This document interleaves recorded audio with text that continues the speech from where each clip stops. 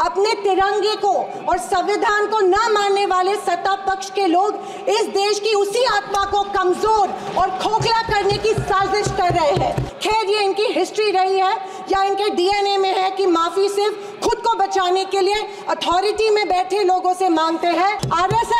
RSS ने तिरंगा को माना नहीं था। उन्होंने कहा था कि 3 अंक अशुभ होता है, तो क्या ब्रह्मा विष्णु महेश अशुभ है? ये अफसोस होता है कि प्रधानमंत्री जी उनके ट्विटर हैंडल फॉलो करते हैं जो महिलाओं को गंदी गंदी गालियां देते हैं। न्याय व्यवस्था भी रोती है, गुंडों के घर में सोती है। गांधी को गाली मिलती है, डाकू को ताली मिलती है। सोलापूरच्या खासदार प्रणिती शिंदे यांनी आज सभागृह चांगलंच दणानून सोडलं। मोदी सरकारला चांगलंच धारेवर धरलं। 6 मिनिटाच्या भाषणाने प्रणिती शिंदे यांनी अनेक प्रश्न विचारून सभागृह चांगलंच गाजवलं। परभणीत झालेल्या संविधानाची विटंबना, तिरंगा आणि संविधानाला न मानणारे मोदी सरकार हे देशाला मातीत घालत आहे। मणिपूरला न जाणारे मोदीजी देशाची माफी मागणार का? शहीद झालेल्या शेतकऱ्यांची माफी मागणार का? तुम्ही काही करा, पण तुम्हाला संविधानासमोरच झुकावं लागेल। न्याय व्यवस्था भी रोती है, गुंडों के घर सोती है, असा डायलॉग मारून प्रणिती शिंदे यांनी मोदी सरकारला चांगलाच घाम फोडला। मैं उस राज्य से हूँ जहाँ संत ज्ञानेश्वर, संत तुकाराम और संत रोहिदास जैसे अनेक संतों ने समाज को प्रेम और सद्भावना दी। दूसरी तरफ शिवाजी महाराज, संभाजी महाराज और शाहू महाराज जैसे शूरवीरों ने अपनी दूरदृष्टि से सामाजिक एकता और न्याय संगत समाज प्रणाली की स्थापना की। मैं उस महाराष्ट्र की पुत्री हूँ जहाँ महिलाओं के अधिकार सुनिश्चित करने हेतु अनेक आंदोलन द्वारा महात्मा ज्योतिबा फुले, क्रांति ज्योति सावित्रीबाई फुले जैसे समाज सुधारकों ने समाज को एक नई दिशा दी। मैं उस महाराष्ट्र की बेटी हूँ जहाँ के महान सुपुत्र डॉक्टर बाबा साहेब अम्बेडकर जी ने इस देश को संविधान के रूप में एक सशक्त और न्याय संगत लोकतांत्रिक मूलाधार प्रदान किया। पर आज उसी महाराष्ट्र में बीजेपी के सरकार के शपथ विधि के बिल्कुल 5 दिन बाद उसी संविधान की प्रत की विटंबना की जाती है। मैं इस बात का निषेध करती हूँ। परभणी जिले में संविधान के प्रत की विटंबना की गई। संविधान के हीरक महोत्सव के उपलक्ष्य में जब मेरे विचार रखने का मौका मुझे मिला तो मैं ये जरूर कहूँगी कि संविधान सिर्फ एक किताब या नियमों की एक संगति सूची नहीं है, बल्कि मेरी जान है संविधान, मेरी पहचान है संविधान और इस देश की आत्मा है संविधान। दूसरी तरफ आज़ादी के 50 साल बाद तक अपने तिरंगे को और संविधान को न मानने वाले सत्ता पक्ष के लोग इस देश की उसी आत्मा को कमजोर और खोखला करने की साजिश कर रहे हैं। इसी शुरुआत उसी दिन हो गई जिस दिन धर्मनिरपेक्षता, सेक्युलरिज्म जो संविधान का एक मूलभूत आधार स्तंभ है, उसी को लेके एक गाली या एक कलंक में रूपांतरित करने का प्रयत्न सत्ताधारियों द्वारा होने लगा है। सेक्युलरिज्म को आज भी इस भारत देश की पहचान है, उसे सत्ताधारी पक्ष एक कमजोरी कर रहे हैं या एक बीमारी साबित करने की होड़ में लग गए हैं। संविधान की किसी भी चर्चा या बहस को ये लोग सिर्फ इमरजेंसी पर ले जाते हैं, पर ये भूल जाते हैं कि स्वर्गीय इंदिरा गांधी जी, हमारी पहली महिला पंतप्रधान इंदिरा गांधी जी ने उस वक्त के हालातों के मद्देनजर वो संवैधानिक कदम उठाए थे और उस दौरान हुए गलतियों की माफी भी देश के जनता से मांगी थी।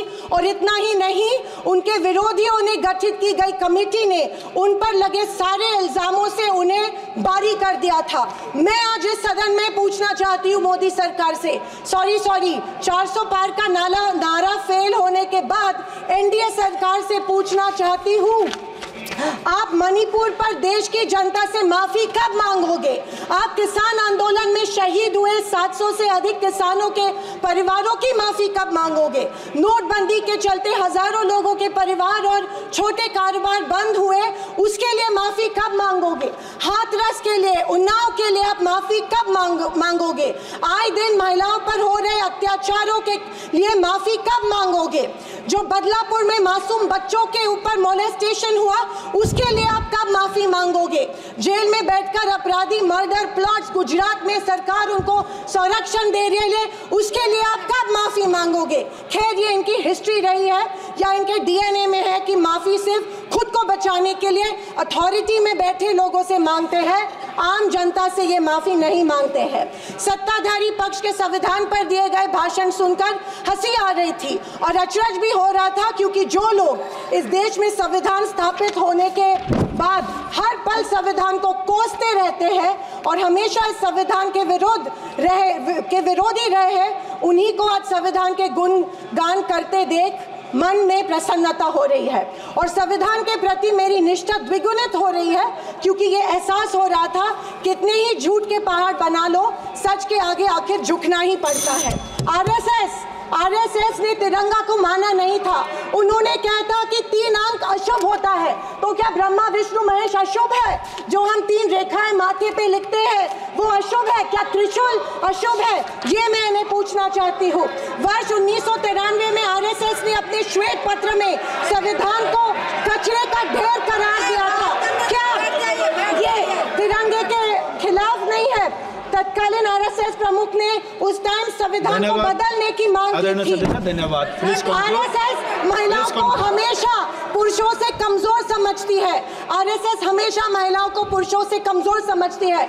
ये अफसोस होता है कि प्रधानमंत्री जी उनके ट्विटर हैंडल फॉलो करते हैं जो महिलाओं को गंदी गंदी गालियां देते हैं। इस बात का अफसोस होता है कि प्रधानमंत्री, हमारे देश के प्रधानमंत्री ये करते हैं। जनवरी 26, 2001 में इन्होंने तिरंगा माना और इतने सालों बाद तिरंगे को नागपुर में होस्ट किया। अध्यक्ष महोदय, मैं 2024 के लोकसभा इलेक्शन के बाद इन्हें एहसास हुआ कि संविधान को ज्यादा छेड़ेंगे तो सत्ता हाथ से निकल सकती है, इसीलिए अचानक संविधान के प्रति इनको प्यार उमड़ने लगा। अध्यक्ष महोदय, विशेष रूप से राजनाथ सिंह जी ने, मैं उनका सम्मान करती हूँ, बयान में जाने अनजाने आजादी के बाद से लेकर 2014 तक सारी कांग्रेस सरकारों को ऐसे सर्टिफिकेट दे दिया जिसे कोई झुटला नहीं सकता। उनके मुताबिक संविधान की बदौलत एक गरीब का बच्चा प्रधानमंत्री बना, लेकिन उसकी नींव सर 2 मिनट सर प्लीज। मैं आखिर में यही कहना चाहती हूँ, मैं भारत का, मैं कुछ पंक्तियां कहना चाहती हूँ। मैं भारत का संविधान हूँ, लाल किले से। अध्यक्ष महोदय, बोलना शुरू करें।